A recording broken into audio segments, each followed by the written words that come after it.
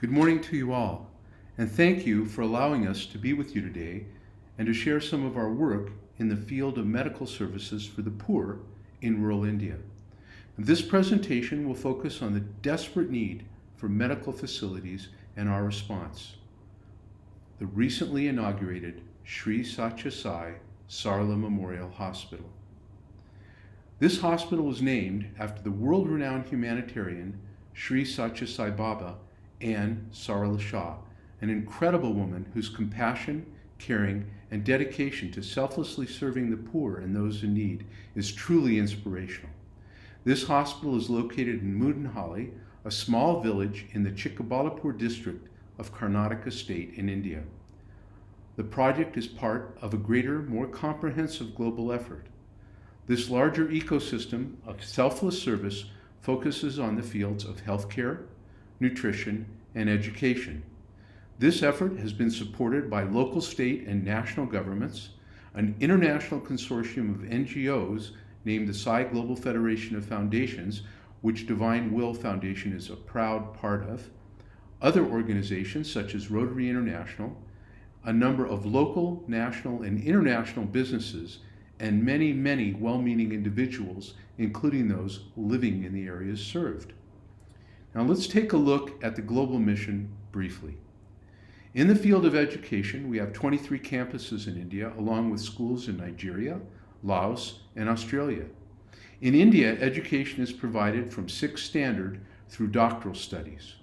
Online classes in general ed are provided freely to all who want them, and this allows those in rural areas who cannot attend school to still receive an education. To date, over 5,000 hours of educational material has been prepared, which has been accessed by over 18,000 different viewers for over 70,000 hours of viewing. We also provide specialized training to educators worldwide in values-based education. In the field of nutrition, over 500,000 school children are benefited by the efforts of our Annapurna breakfast program on a daily basis. Where cooking facilities are available, a hot, nutritious breakfast is provided. Where such facilities are not available, the students are provided with a specially formulated nutritional supplement mixed in milk. Now, this micro and macronutrient supplement is also provided to an additional 10,000 preschool children and 3,000 expectant mothers daily through our SciSure program. And it's anticipated that we will be supporting well over 1 million children by this time next year. In the arena of medical services, we have hospitals in Nigeria, Sri Lanka, Fiji, as well as medical clinics in India and the United States. And the one in the U.S. is located in Clarksdale, Mississippi. Additionally, in India, we have 3 super specialty hospitals focused on pediatric cardiology. Now, these hospitals have already provided open heart surgeries and cath interventions to close to 17,000 children, as well as providing 140,000 consultations and 97,000 screenings of expectant mothers and children in villages. We have a very vibrant medical outreach program in West Bengal that provides on-site medical care utilizing mobile hospital and fully equipped vans to the villages surrounding Calcutta, as well as to the city itself. All services in all fields are provided 100% free of cost to all recipients. Now, the effort we're going to focus on today is our most recent development of a new hospital. Initially, this was designed to be a 150-bed general and specialty hospital focusing on maternal, prenatal, obstetrics, and pediatric services. As you'll see, this project has morphed into much, much more. Now, India has a desperate need for rural health care. Close to 70% of India's population lives in her villages, yet 80% of all healthcare facilities, medical manpower, and support services such as labs and imaging services are concentrated in urban areas where only 30% of the population lives.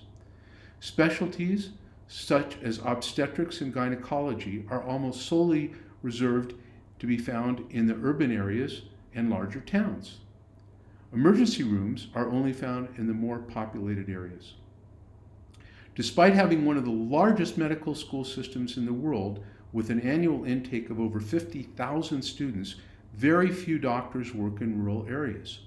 Of the over 25,000 primary health care centers, called PHCs, which serve the rural areas, more than 8% of them don't even have one doctor. 38% don't have a lab or lab technician, and 22% don't have a pharmacy. Imaging services, even those as basic as x-rays, are rare, and emergency services are virtually non-existent. Now please consider this, and this information is from the Indian Journal of Public Health.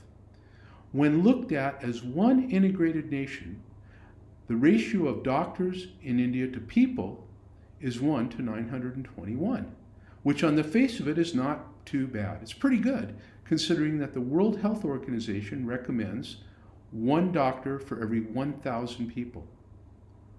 Even when you remove the non-allopathic doctors, such as homeopaths, Ayurvedic doctors, and the such, and I do value them, you're still at 1 to 1,400, which is not too bad. But when you look at services in rural areas, the picture is drastically different. As most of those living in rural areas cannot afford private health care, which is usually not available in those areas anyway, they primarily go to government doctors in government hospitals and PHCs, primarily the PHCs. These doctors account for only 5% of the total number of doctors in India. 5%. The numbers in Karnataka state are staggering. There's only 1 government doc for every 13,556 people. Overall in India, the ratio is only a bit better, with 1 government doctor serving a population of 11,082, which is still 11 times the minimum recommended by the World Health Organization. Understaffed and overworked, many of these highly qualified and experienced doctors leave government service for the more lucrative private sector. While some truly incredible docs remain, many government doctors are young, inexperienced, and in some cases poorly trained. While private medical care is available in larger towns and urban areas, the distance and high cost involved in this places it out of reach of most villagers. Lacking effective insurance, over 68% of healthcare costs in India are paid for out of pocket. This is while the world average is only 18%. And this is pushing many Indian families into poverty. In fact, over 60 million fall into poverty each year directly due to catastrophic healthcare expenses. This means that more than 6,800 people fall into poverty each and every hour. And this has been tremendously complicated by the recent situation. As you know, the pandemic has incredibly detrimentally affected the health of the people and has had a devastating impact on the economy. While India cut poverty sharply from 2011 to 2019 with a notable increase in the middle class, this trend was dramatically reversed in 2020. As COVID-19 has spread throughout India, it has pushed India's middle class closer and closer to poverty. In fact, India now leads the world in people falling below the poverty line since the pandemic began. By taking a look at the Chikkabalapur district, we get a graphic understanding of this untenable situation. With a population of close to 1.5 million people living in close to 250 villages and 1 urban center, this district has a total number of 55 government PHCs. Now this might almost seem adequate until you understand what the average PHC is like. They often lack a doctor, a surgeon, surgical facilities, emergency equipment of any type, and this includes something as simple as a defibrillator or even an AED. They lack imaging equipment, even basic X-ray technology, a laboratory, and even a pharmacy. These PHCs can only provide the most basic rudimentary care. Now, the emergence of telemedicine has helped somewhat, but even where it's available, care is hampered by the lack of medicine because there's no pharmacies, and the lack of medical supplies and treatment facilities. As was recently reported, India in general was overwhelmed by the need for oxygen during the COVID crisis. This was true in almost every urban area, but was even more desperate in the rural areas where oxygen supplies were almost non-existent. Now, I want to stress at this point that this is not due to the lack of efforts of many government officials. Many of them try, but cannot do anything on their own due to the lack of doctors, the lack of funding, and the lack of equipment. Maternal and prenatal care is very difficult to come by, and obstetric delivery services are generally found only in the larger urban areas. Now, this is usually not a problem unless there are birth complications. In those cases, it can be tragic. One state, Madhya Pradesh, reported that over 72,000 infants died due to the lack of adequate medical services in a recent 9-year period. One can only imagine those numbers for the entire country. To say that there's a lack of emergency services is an understatement, a tremendous understatement. Emergency rooms are rare except in the largest town and urban areas. And ambulances often don't have qualified paramedics in them and lack even the most basic equipment. Many don't even have oxygen. These ambulances are at best simply a means of transporting someone needing medical attention to the nearest hospital. And when you consider that in the rural areas, ambulances are often an hour away and transportation to an adequate medical facility can take 2 to 3 hours, you start to get an idea of the severity of this need. It has been reported that many villagers simply don't even seek medical attention anymore due to the lack of availability, the high cost, and other factors. They've given up hope. Now, as mentioned, there are medical schools, but they're so expensive that the graduates come out owing so much money, they're forced to work in urban areas to pay back that debt, even those who would prefer to serve in the rural areas.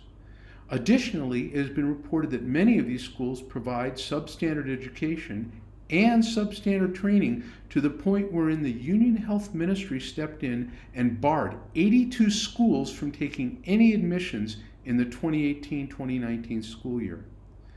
During the pandemic, the lack of ICU beds and high dependency unit or HDU beds became sadly apparent.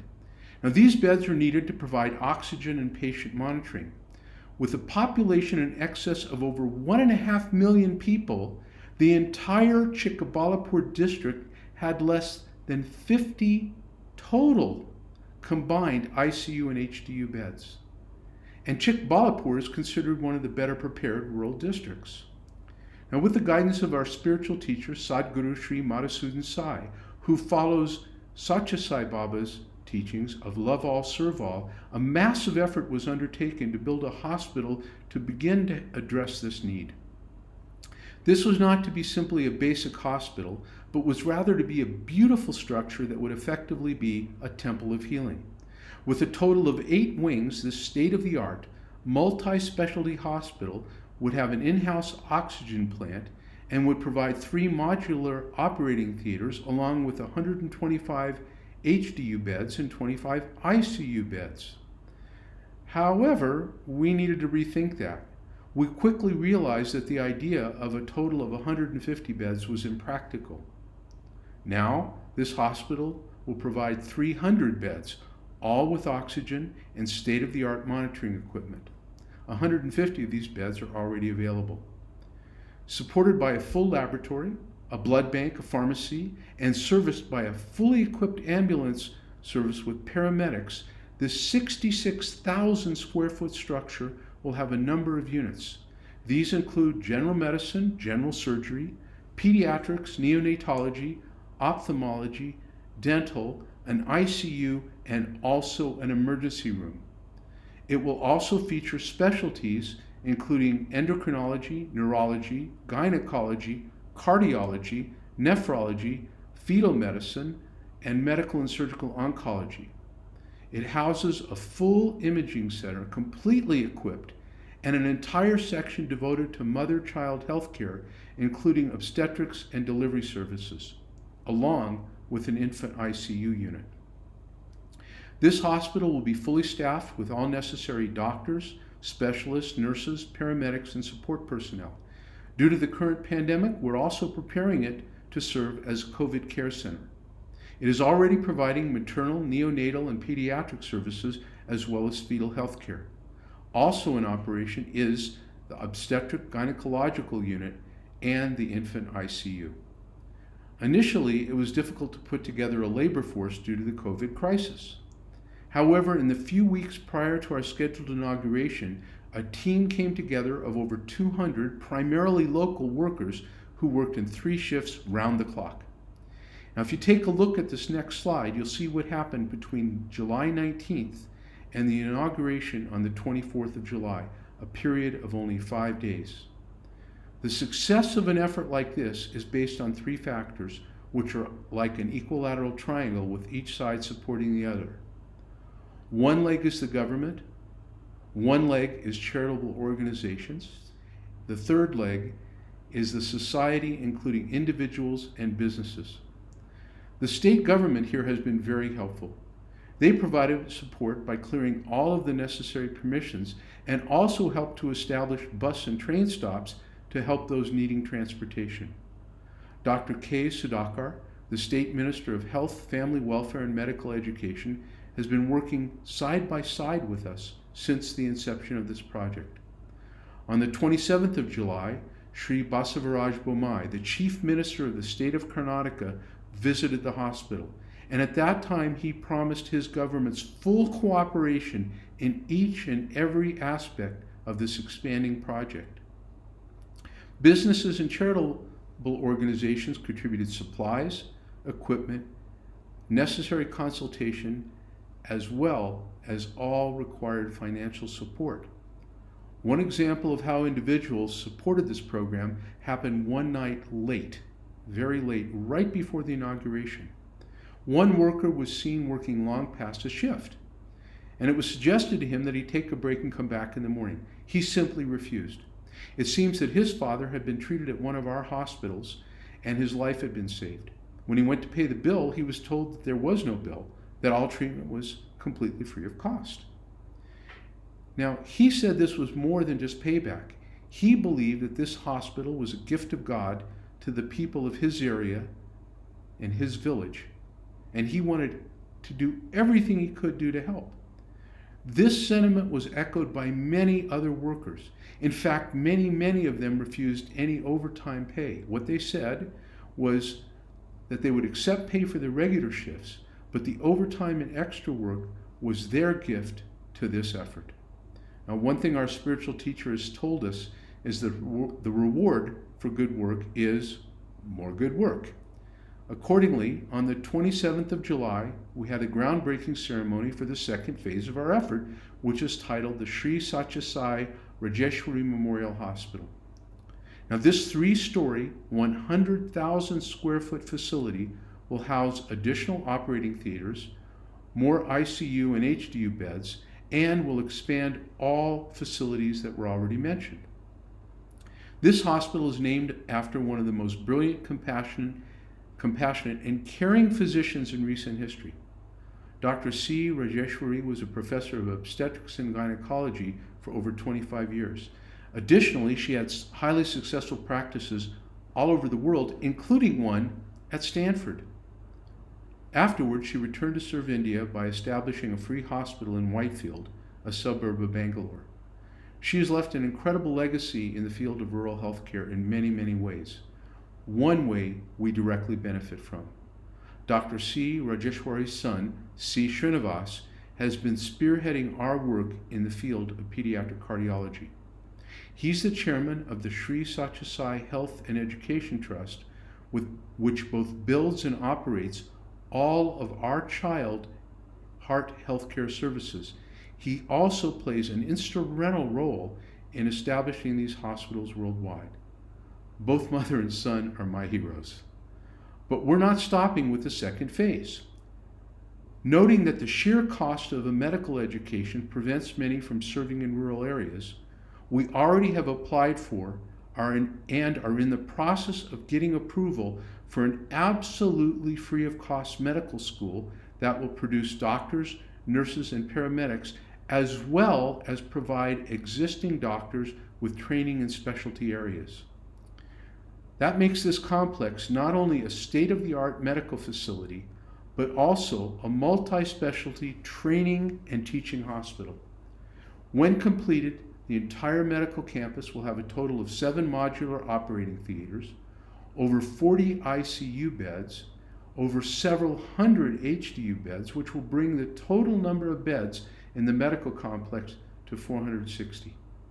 It will also have kitchen facilities to provide food to patients and staff, and will provide free housing to the medical staff. Quite honestly, I was stunned when given the timeline for this project. The medical school will open in August of 2022. Now, I was stunned, but I wasn't in disbelief. We had already seen what was possible when good government, caring businesses, dedicated people, and philanthropical institutions come together, working for a common cause. Sri Satya Sai Sarala Memorial Hospital has proven the concept. We know it can be done, and we will do it. We invite any of you who are interested in participating in any way to please contact us. And if you want more information about any of the work we do anywhere in the world, please feel free to drop me an email. The contact information is on the screen. And I'd also like to take this opportunity to thank all of you for all of the fine work you're already doing. And thank you for allowing us this time to talk to you about the work we're doing. Namaste.